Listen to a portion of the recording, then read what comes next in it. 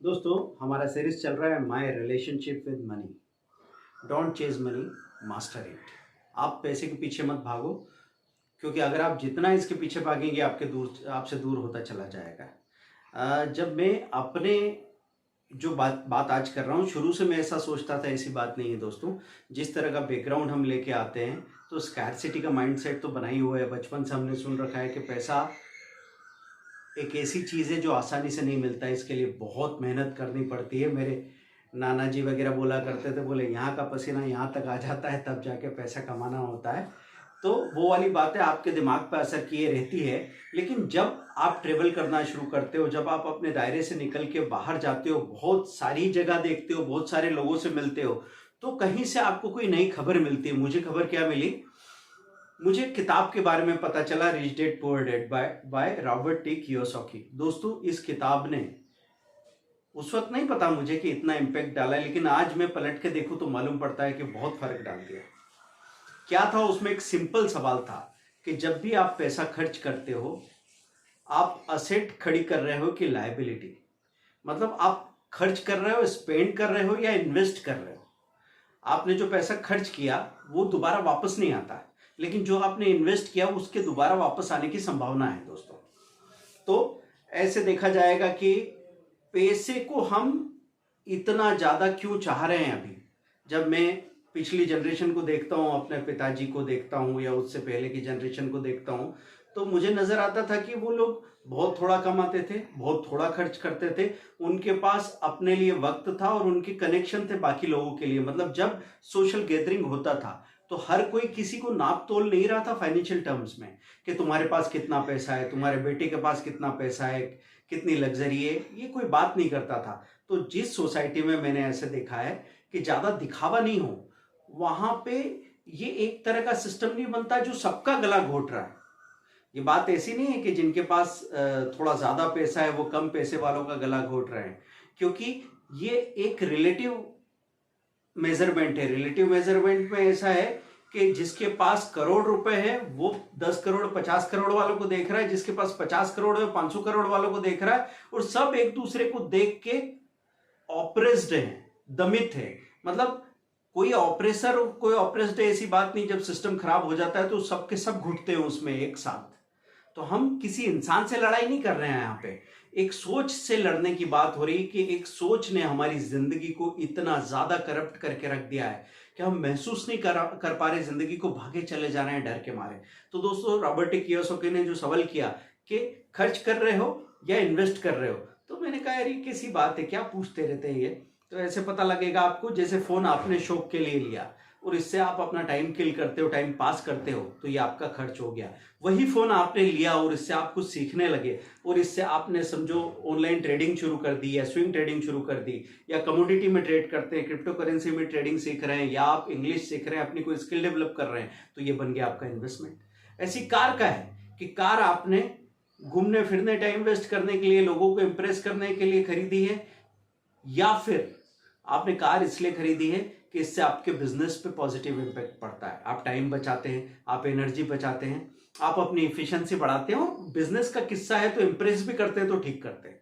जैसे अगर किसी का ऐसा बिजनेस हो जहां पे इंप्रेशन भी कुछ वैल्यू देता हो, तो ऐसे में इंप्रेस करना भी बुरा नहीं है दोस्तों। लेकिन इंप्रेशन ऐसा नहीं होना चाहिए कि प्यार को खो के इंप्रेशन ले रहे हो। एक दोस्त के साथ जहां दोस्ती थी, वो अपनापन था, जहां आप एक दूसरे के साथ बिल्कुल वो हो सकते थे जो आप हो असल में, और वहां पे आप इंप्रेशन झाड़ने लगे तो दोस्ती चली जाएगी हाथ से। तो दोस्तों, ये जो रॉबर्ट टी कियोसाकी की किताब है, कियोसाकी की इस किताब ने मेरी जिंदगी में बहुत ज्यादा फर्क डाला। उस वक्त तो मेरे को लगा कि यार किताबें पढ़ने से ऐसे अमीर बनते, तो फिर तो हर कोई बन जाता, लेकिन पढ़ने के बाद में उस पे सोचना, सोचने के बाद उसको धीरे धीरे धीरे धीरे याद रख के अपनी जिंदगी में उतारना, और फिर और गहराई से समझना, ऐसे करके आगे की यात्रा होती है। तो मैं आपसे पूछ रहा हूं कि ये पैसे का दबाव कहां से आ रहा है? तो क्या आप पैसा इसलिए खर्च करते हैं कि आपको वैलिडेशन चाहिए, shopping for validation, spending for validation? तो इसका गहरा एग्जांपल मैं आपको देता हूं कि या तो हम अपने वैलिडेशन के लिए पैसा खर्च करते हैं, या फिर हम अपने ऊपर इन्वेस्ट करते हैं पैसे को। अब इन दोनों चीजों में क्या फर्क है?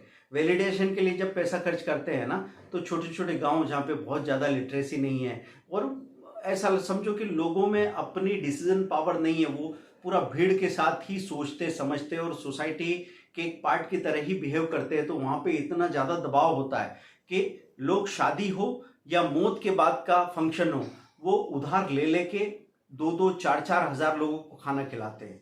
और हर इंसान की शादी के बाद 5 साल 10 साल के लिए उसके ऊपर उधारी होती है, उसके बाद ऐसे फैमिली में एक डेथ हो जाती है, डेथ के बाद फिर एक उधारी होती है और ये सिलसिला चलता ही चला जाता है। तो ये वैलिडेशन की बात है। अब मैं आपसे एक गौर से एक बात सुनने को कहता हूं कि जो गरीब लोग होते हैं ना, वो ऐसे खर्च करते हैं कि पता नहीं लगने देंगे कि हम कभी गरीब थे और अभी भी हमको कोई प्रॉब्लम है। तो वो एक्स्ट्रा ऑर्डिनरी खर्च करते हैं, वो कुछ और दिखने की कोशिश करते हैं। जो असल में अमीर लोग होते हैं ना, जिनके पास सचमुच ताकत है, तो वो इतनी सिंपलिसिटी में काम करेंगे कि आपको पता लगेगा कोई बड़े बड़े स्टार्स हैं, उन्होंने 50 लोगों के बीच में शादी कर ली और शादी में अगर 10, 20, 50 करोड़ जो कि उनकी नेट वर्थ का 1% भी नहीं था वो खर्च किया, और उसके बाद में क्या हुआ, उस मैरिज के राइट्स 500 करोड़ में बिक गए। तो उन्होंने मैरिज में पैसा खर्च नहीं किया, उन्होंने पैसा कमाया है।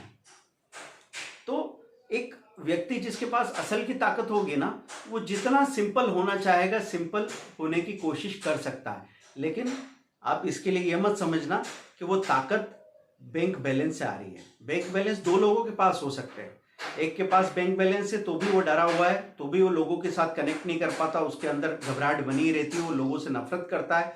एक आदमी है जिसके पास बैंक बैलेंस उससे भले ही कम हो, लेकिन वो लोगों से कनेक्ट हो पा रहा है क्योंकि पैसा उसका डर नहीं, घबराहट नहीं, ताकत बनी है। तो वो देख पाता है कि इसको पॉजिटिवली कैसे इस्तेमाल कर सकता हूं मैं। पॉजिटिवली इस्तेमाल करने के लिए आपको वैलिडेशन का स्पेंड नहीं करना होगा, आपको अपने ऊपर इन्वेस्ट करना होगा। अपने ऊपर इन्वेस्ट करने में एजुकेशन में आप पैसा लगा सकते हो। एजुकेशन मतलब आपको मैं एमबीए करने के लिए नहीं कह रहा हूं दोस्तों, ये नहीं कह रहा हूं कि आप जाके यूएस में या यूके से कोई कोर्स या डिग्री करके ले आओ।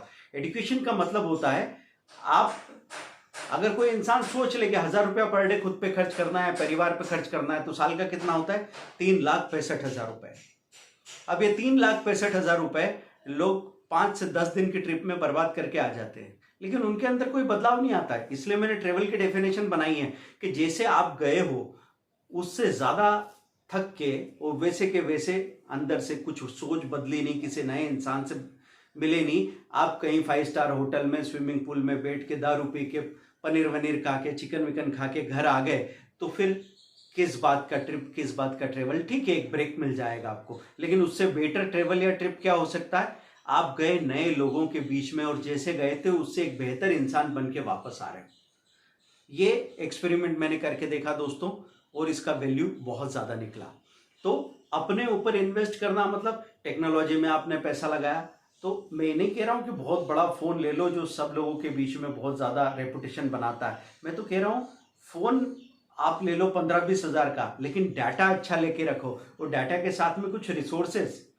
आज मुझे किसी ट्रेडिंग के लिए, स्विंग ट्रेडिंग के लिए बात करूं, मुझे कोई स्क्रीनर चाहिए होता है, तो कहीं पेड स्क्रीनर मिलता है 2,000 रुपया महीना, फिर 1,000 रुपया महीना इधर की एजुकेशन का, 1,000 रुपया उस किताब का, ऐसे करके जब मैं इकट्ठा करता हूं तो 5,000 रुपया महीना मेरा इन्फॉर्मेशन पे खर्च हो गया। साल का कितना, 60,000।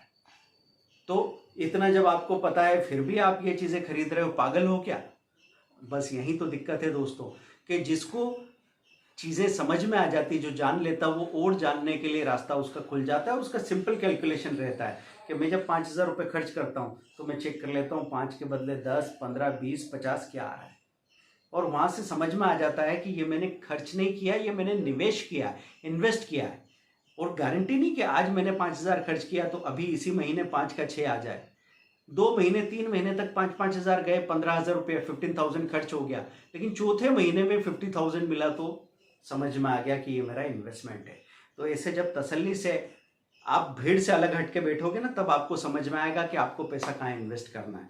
तो शॉपिंग, स्पेंडिंग फॉर वैलिडेशन। अब शादी, बड़ी बड़ी शादी क्यों करते हैं, क्या हमारे घरों में ये हालत नहीं है कि अभी 50 लाख या 1 करोड़ रुपए की शादी कर ली और 4 दिन बाद सब्जी वाले से आप 50 रुपए किलो, 60 रुपए किलो के लिए बहस कर रहे होंगे। क्या ऐसा नहीं होगा कि आप बच्चा आपका 3 दिन के लिए बैठ जाए, शादी के बाद दीवानगी है, भाई नई दुल्हन आई है, नई दुल्हन को भी दीवानगी है कि पति घर में रह जाए, फिर भी आप उसको काम पे या बिजनेस के लिए या जॉब के लिए भेजेंगे कि नहीं भेजेंगे। तो तो ये ताकत हमारे अंदर क्यों नहीं आती? क्योंकि हमने दिखावा करके वो ताकत खत्म कर दी है। तो दोस्तों कुछ स्टेट्स में मैंने ऐसा देखा है, जैसे गोवा में अभी देख रहा हूँ, लोगों की विला 5 करोड़ की है, लेकिन उनकी गाड़ी 5 लाख 6 लाख रुपए की खड़ी है। वो लोग शादी कितने में कर लेते हैं? 4-5 लाख रुपया खर्च करते हैं, 8 लाख रुपया खर्च करते हैं, शादी हो जाती है। यही मैंने गुजरात में देखा, कहीं कहीं यही मैंने महाराष्ट्र में देखा, लेकिन राजस्थान में, दिल्ली, पंजाब में, एमपी में, वहां पे मैंने अलग कहानी देखी। तो वहां पे ग्रैंड इंडियन वेडिंग होती है कि पूरा 20 साल का रुका रुकाया आदमी जो चिंदी चिंदी चवन्नी चवन्नी करके पैसा इकट्ठा कर रहा था, अच्छा है कि उसने पैसा फिजूल खर्च नहीं किया, लेकिन एक ही बार में वो फिजूल खर्च करेगा। अब वो एक शानदार शादी करेगा जो एक दिन में हवा हो जाएगी, फिर लोगों से पूछता फिरेगा कि भाई कैसी लगी शादी, कैसी लगी शादी, मजा आया क्या, मजा आया क्या? सब कहेंगे वाह यार क्या बात थी। लेकिन इससे आपकी जिंदगी पे कितने लंबे समय के लिए फर्क पड़ा?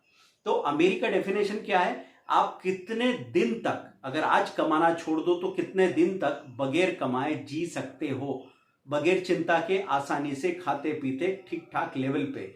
उस सेविंग, उस कैपेसिटी से आपकी अमीरी का पता लगता है। सिर्फ पैसा होना अमीरी नहीं है, उसके साथ समय और मेंटल स्पेस होना, वो अमीरी है दोस्तों। तो इस तरह की अमीरी की डेफिनेशन जब आप दिमाग में लाओगे तो बात बनेगी।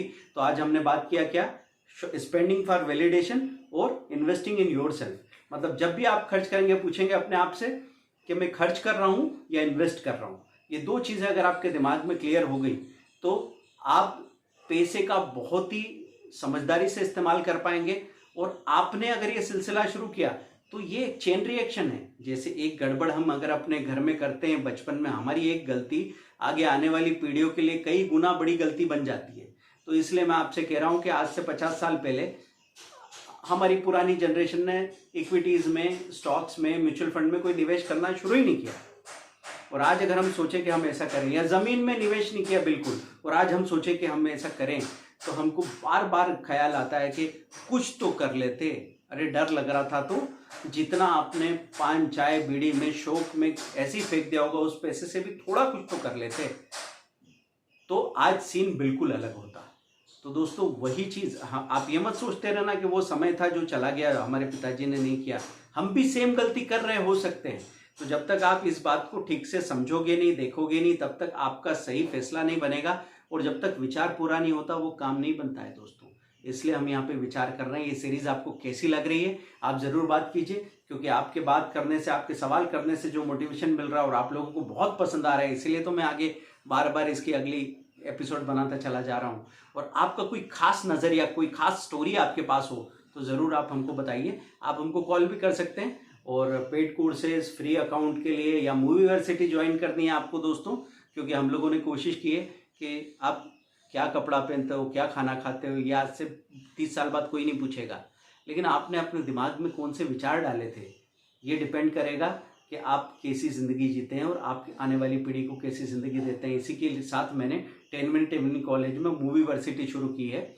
उसका एक्चुअल कॉस्टिंग रहेगा आगे 5,000 रुपये, लेकिन अभी 99 रुपीज़ में, ताकि नई चीज़ है लोगों के लिए। फिल्मों, अच्छी फिल्मों का, अच्छी वेब सीरीज़ का, अच्छी किताबों का उनकी ज़िंदगी में क्या रोल हो सकता है, 1 महीने भी अगर आप ज्वाइन किया ना तो आपको पता लग जाएगा क्या मज़ा आ रहा है। साल भर के लिए 99 रुपीज़। ये नंबर बोल रहा हूँ मैं, 7066045880 पे आप जीपे कर सकते हैं, या फिर दूसरे नंबर भी लिखे हैं डिस्क्रिप्शन में, वहाँ कर दीजिए और स्क्रीनशॉट भेजिए। Thank you, bye.